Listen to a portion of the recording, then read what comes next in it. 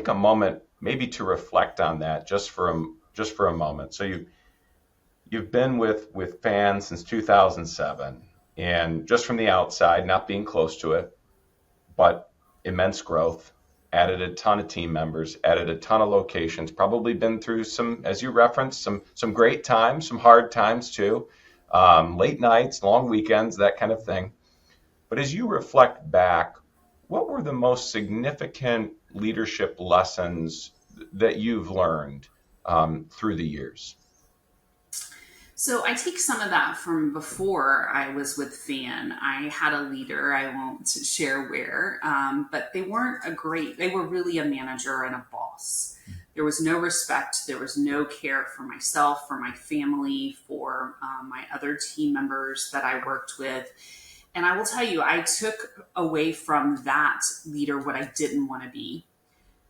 In the same token, I've had many supportive leaders along the way that when my children were young, making that important when I needed to leave the office or when I needed to do those things. And I feel like we've really created that within FAN to allow people to live the life they want to live while they're building in their career and they're supporting their families and they're hitting their career goals and all of those things that they're doing.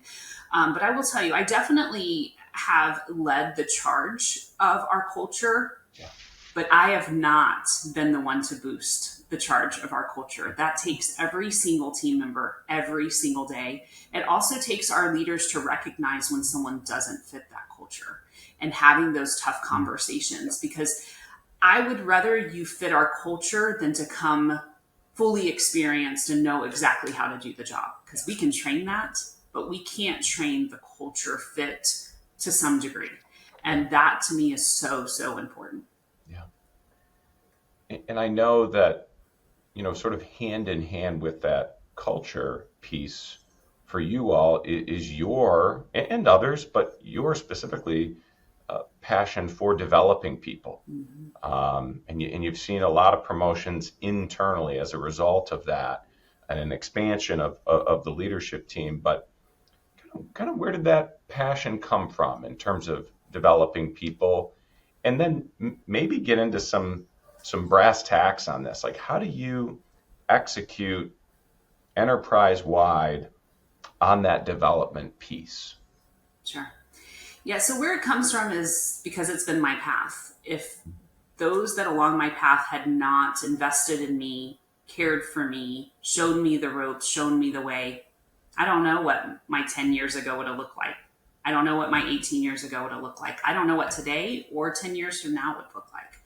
So that investment in myself that so many have done along my path is really where my passion comes from it.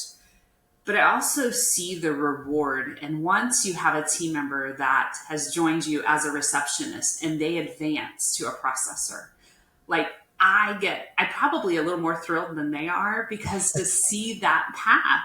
And then you take it even further. Like we've had team members join our ancillary company where they had no idea what anything with title was. They started as a lien search processor. They moved into the title office because they had a passion for that. And now they're in sales, or now they're in management and leadership. And like to see that path like is huge. And not to mention our industry needs this 100 times, just what we're doing just in our area, much less when you talk about the US. And so it's so rewarding to see that. And that's kind of where my passion comes from, to continue to develop. But I also have surrounded myself with leaders that have that same passion.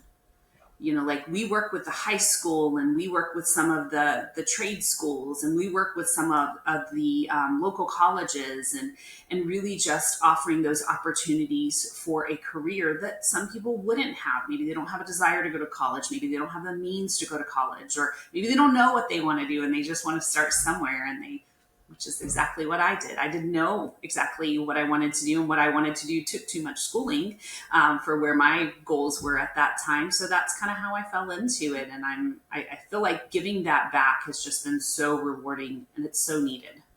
And so you all do active recruitment with some of those local, whether it's trade schools or community colleges or high school. So that's an active ongoing thing. for It you all? is, yeah. They actually tour our campus here in Plant City. They'll come see about our ancillary division, our title division. They'll hear more about it.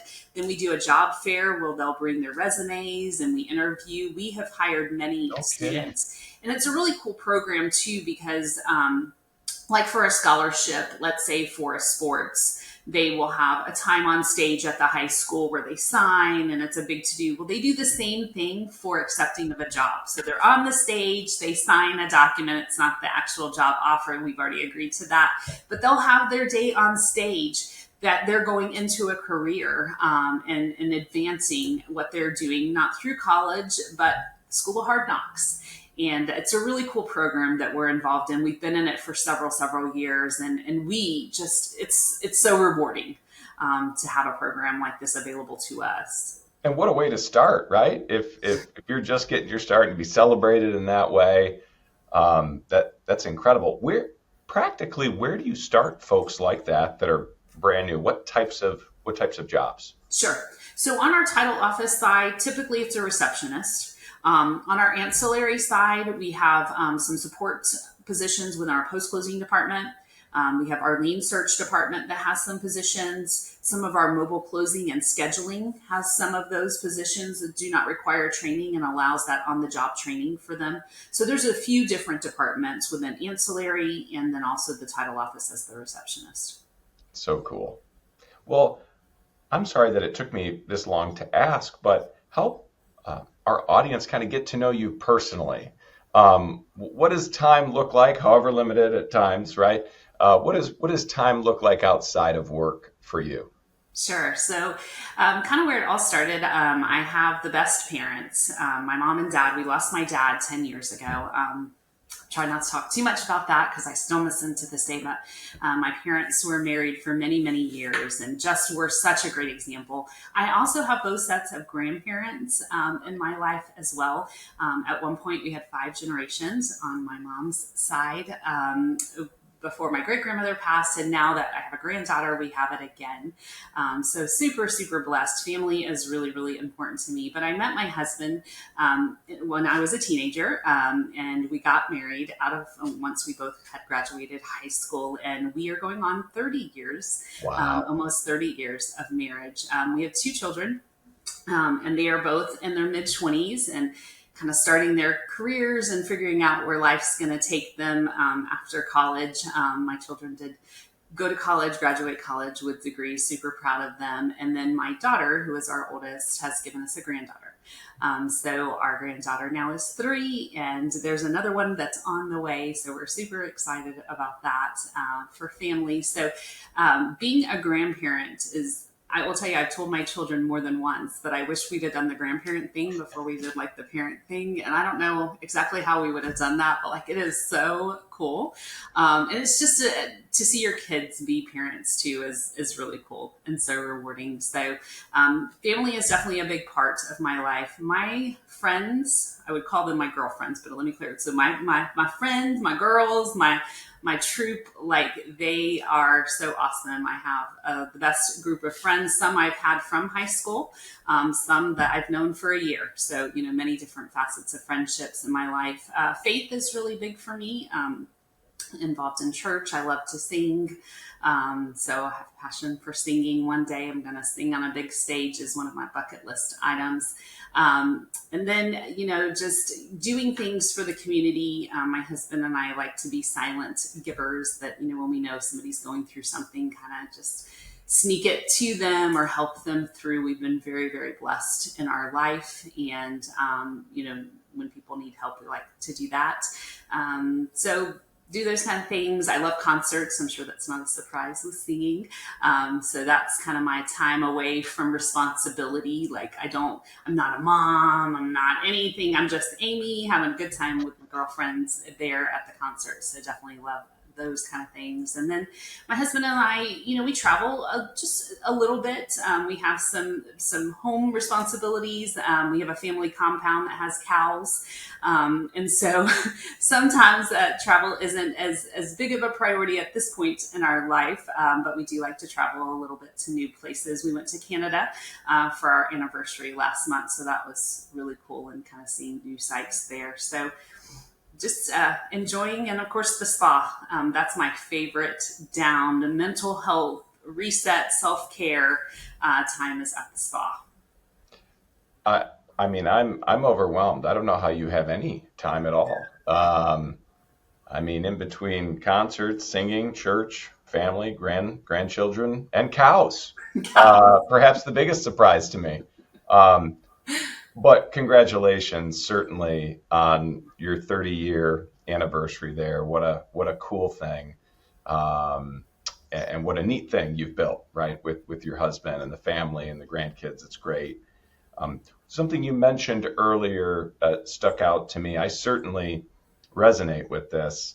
It's that sort of anything that any of us accomplish or do is such a significant reflection on those who've come before us, right? And invested in us and gave of their time.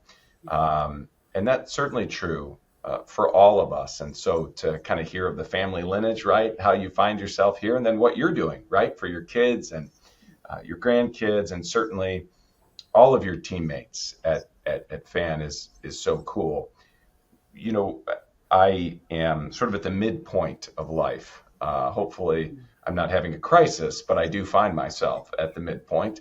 Um, and you begin to think about legacy, and people use that word, right?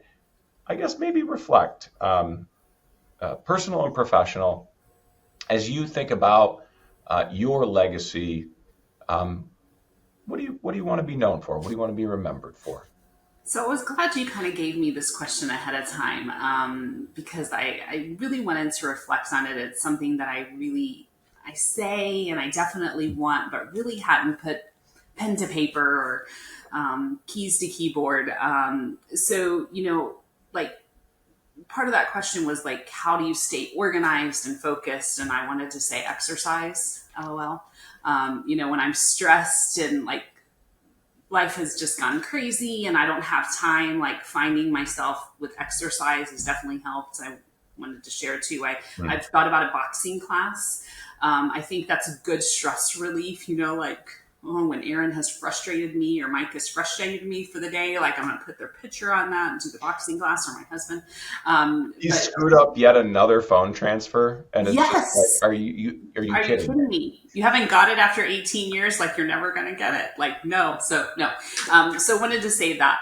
But I want, as far as, my legacy is concerned, I want for my family and friends, I want to have an impact on them, and I want them to know that I loved them deeply. And so, just a little insight to Amy is I either love with my whole heart, or you're just kind of at a distance. Like I don't know how to half love. And my therapist and I talk about this, so it's okay. We're working through it, but no, you know what I mean. Like I'm all in. Like if I love, I want to fully love, and so my legacy to my family and friends is I want them to know I love them deeply, that I care passionately, and that they know me fully. And so sometimes, especially as a leader, I feel like we put on a face and like, yeah, today's a great day. And like, I just got out of the car and life's falling apart. And like, I'm dealing with this. And then this person is resigning. And then, family things are going on. But yes, it's a great day. And like, you can't show any of that. So I try to, with my family and friends, is to let them know me fully and to kind of wipe that face, that leadership face off, because I don't have to do that with those that I can just be me with. And then for those that I'm blessed to work with, I want them to remember my servant leadership, that I cared, that I'm a respectful individual, and also kept high standards, not only for them, but for myself. I would never ask anyone to do anything that I haven't already done or wouldn't be willing to do. And that I never forgot where I started and my journey that got me there. And that's something that I try to keep myself grounded when I have a team member that's going through something. And in my mind, it may not seem like such a big deal because of things I've experienced in my life, because I'm not 21 Yeah. going through whatever, but remembering when I was 21, or when I didn't have that relationship experience or that child experience or whatever it is that they may be going through, never forgetting where I came from and how big that thing was or would have been at that moment. Always being willing to lend an ear, a hand, a shoulder, whatever is needed to all, whether it's work related or life related. I think that's one thing within the family is we know that it's not just about work. Like if things are going on, whether opportunities are going on at home or struggles are going on at home, like that's going to affect someone's life at work too, and work at home. And so just remembering that we need to be there for people. We're not too busy. They are our priorities, for those that I work with day to day with my team members, and then also people like you. I feel like we've, been able to establish a relationship and friendship over, the time that we've gotten to know each other. And just, those connections are so invaluable as well. And just, committing to those and really investing in those. So that's a little bit about what I would like my legacy to look like, and for people to think of when, they think of Amy. That's kind of what they think of. That's a beautiful summary, and certainly as much as any of us would hope to be remembered for in that way. And I love that reminder, right? Because you go through life and how you feel at 12 versus 22 versus 42 versus 82, right? There are positional moments there, and how your experience, what you've seen and heard and seen modeled, that's all you can go on, right? All you have is your life experience at certain moments. So to really be empathetic and compassionate is to take yourself back as you listen to people, and not just blow through what their experience is, but try to remember what it was like at that time, significance of events and that kind of thing. Man, I've never thought about it that way, but it's a good reminder. It's a really good reminder. Yeah, I'll share a little bit more on that too. I had early days with Aaron and I had made an error, and it was an error that happened and it just wouldn't go away. It's like I've made a few of those. Yeah. There's been more than one. We're just going to talk about this one for me at this moment. But at the moment, like it seemed like the end all. Like I was overwhelmed with it, anxiety ridden with it. And Aaron had such grace and compassion on me. But what I learned through that year and a half situation, which seemed massive at the time, was that it was preparing me for my walk and my steps in leadership. And now, if we were to have that today, would have handled it much different, but I wouldn't have been able to had I not gone through it. Yeah. And that's happened so many times, even in my personal life, where I feel like God prepares me for things that are to come, which I see in the moment as like overwhelming and so big.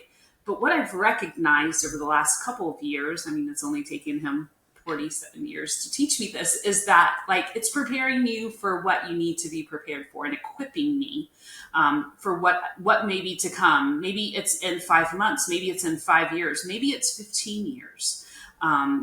So it's really cool to see kind of how that comes like full circle. And I've shared that with those that I work with as well. Like it's horrible that we're going through this and what's happening, but just take a moment and just see what you're supposed to learn and take away and revise or cut out or whatever that needs to look like. Because maybe it's for tomorrow that it's preparing you, most likely.